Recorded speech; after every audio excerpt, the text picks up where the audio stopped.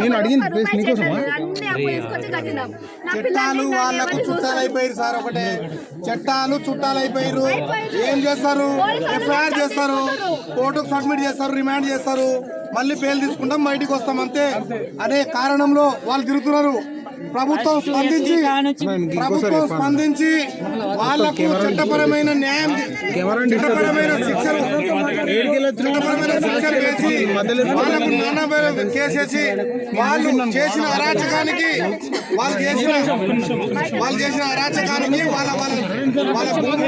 వాళ్ళ విలువైన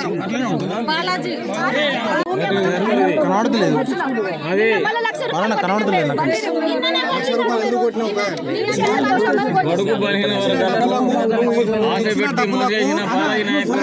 మాకు భూమి ఉంది, ఆ భూమికి మేము రిజిస్ట్రేషన్ చేస్తామని చెప్పి